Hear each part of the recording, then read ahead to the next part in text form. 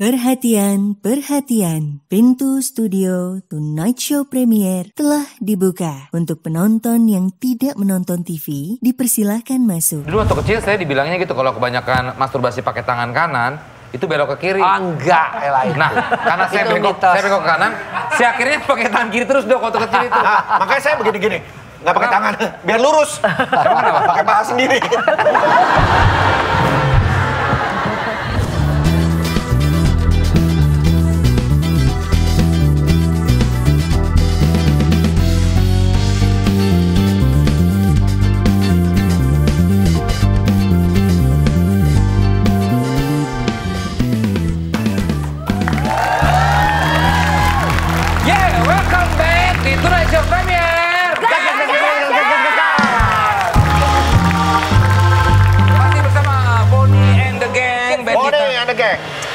Dan masih bersama juga ada Dr. Boyke.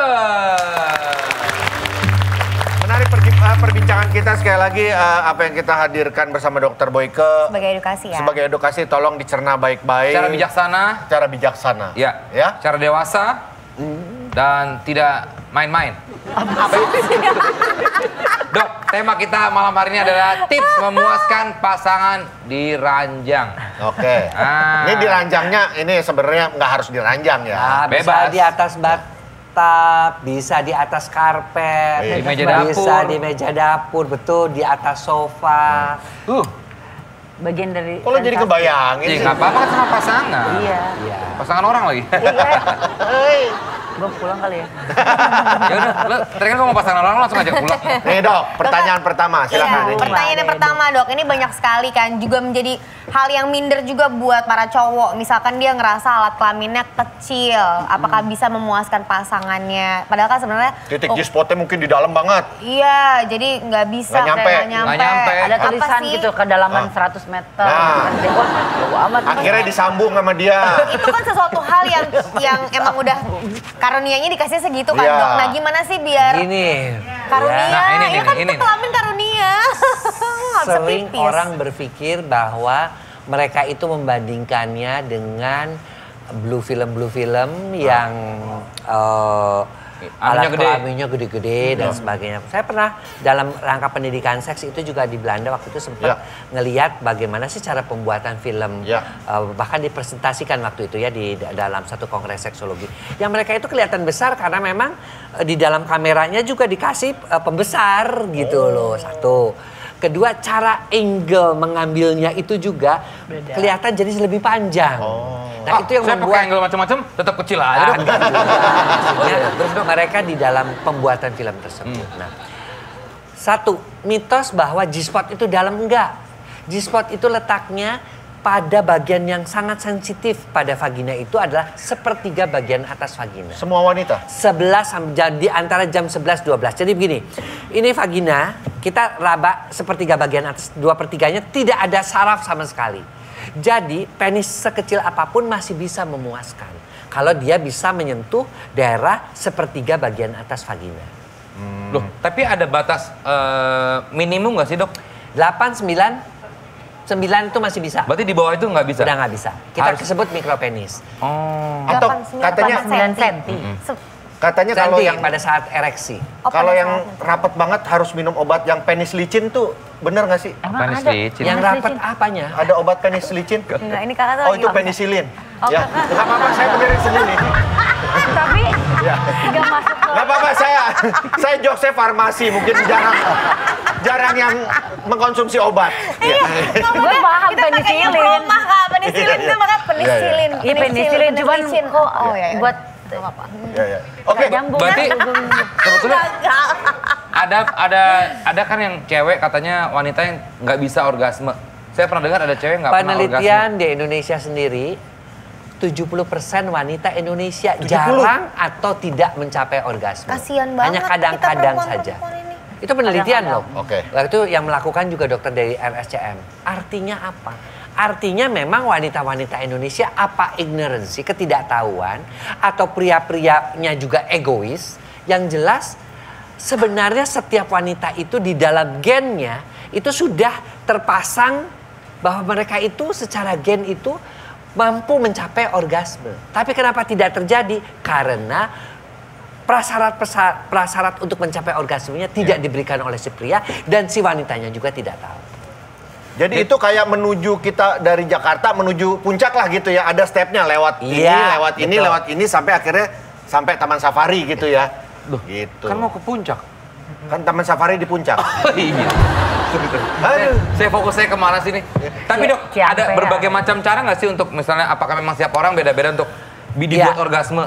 Jadi pertama si wanita itu harus di dalam otak pikirannya bahwa saya mampu orgasme. Bahwa kemampuan orgasme itu bukan dengan pasangannya di atasannya itu si pria itu hanya membantu. Menyentuh, mencium, menjilat, merangsang dengan rambutnya, meniup dan mengatakan kata-kata cinta, gerakan itu hanya membantu. Tetapi kemampuan orgasmenya itu ada di gennya dia sendiri.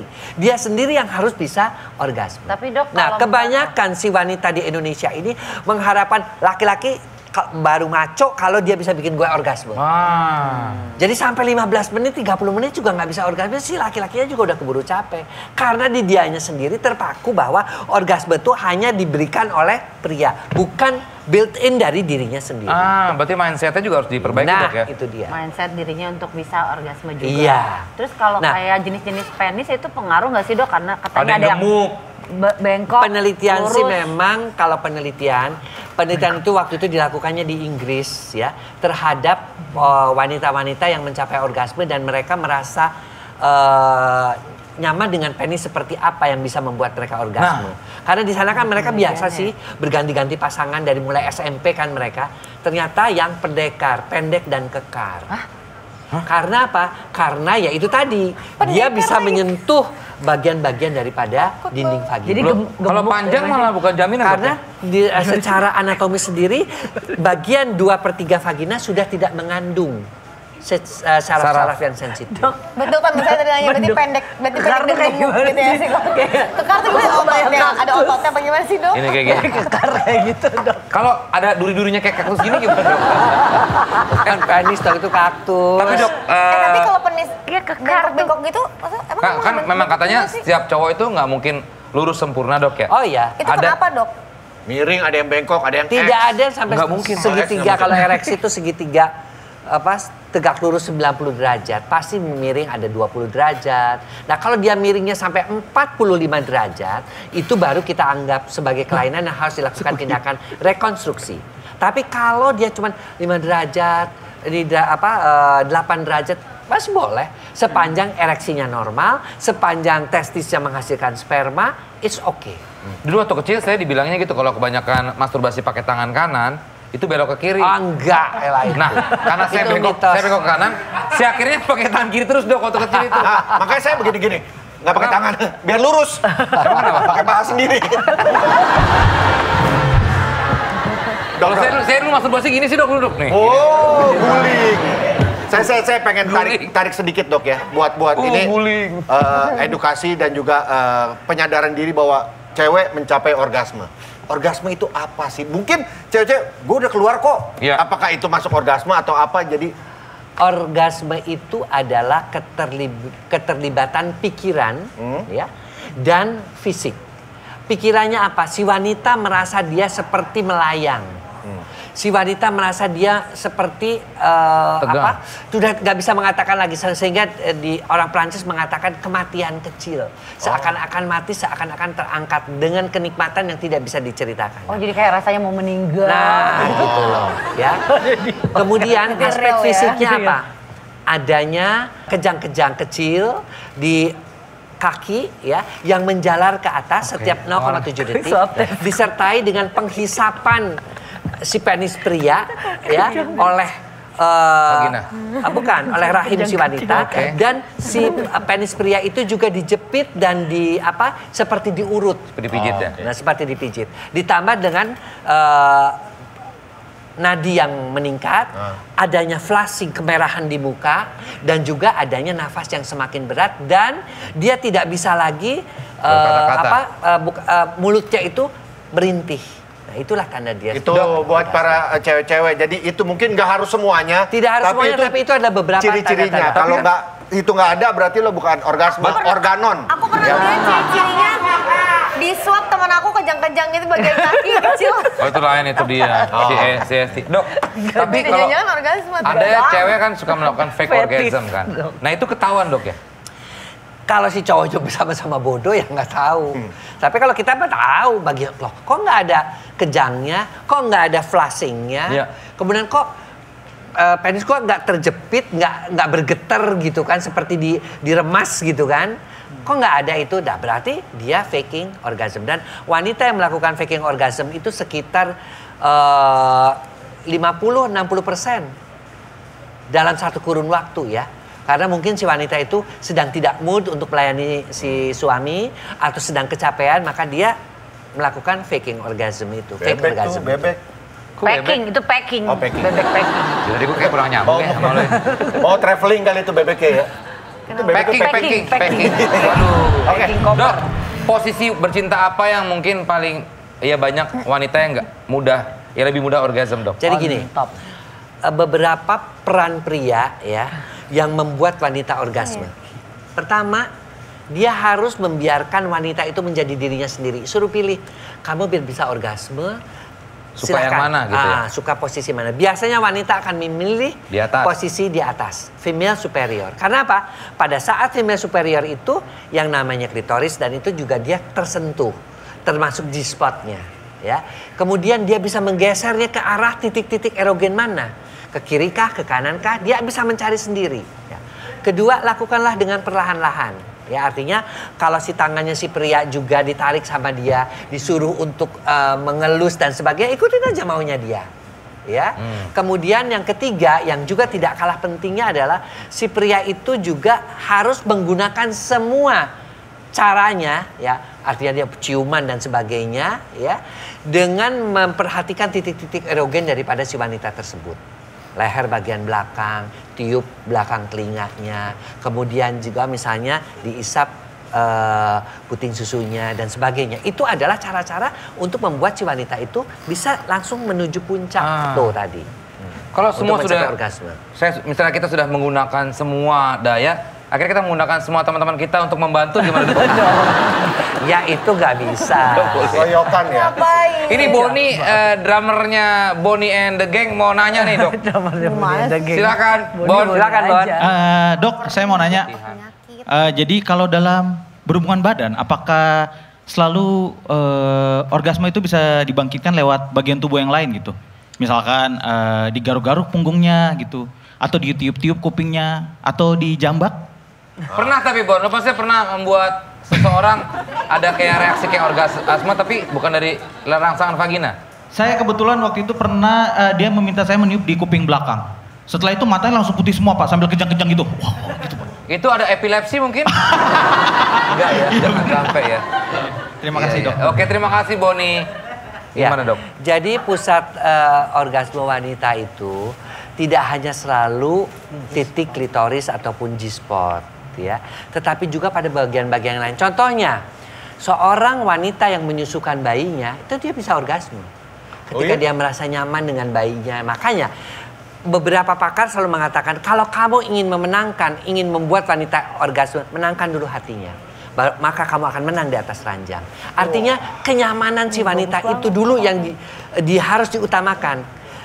Kenyamanan dia itulah yang mendorong dia mudah mencapai orgasme. Si built-in orgasmnya itu akan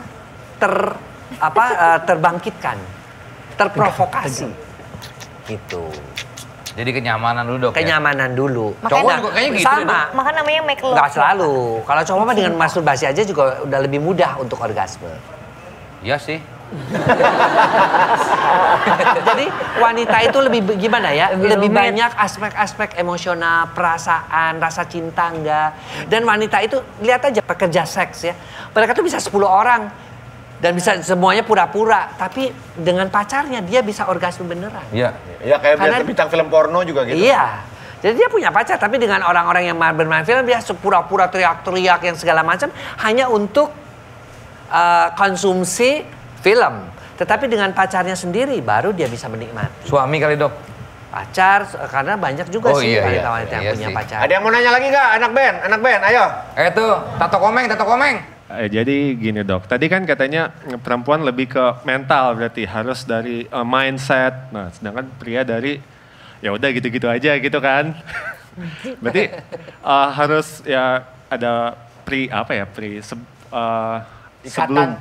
Pemanasan. Iya begitu, berarti kan dari sebelumnya, ya betul foreplay maksudnya. Jadi harus ada kita dari misalnya ngobrol dulu gimana, cocoknya gimana berarti kan. Lu udah nikah belum?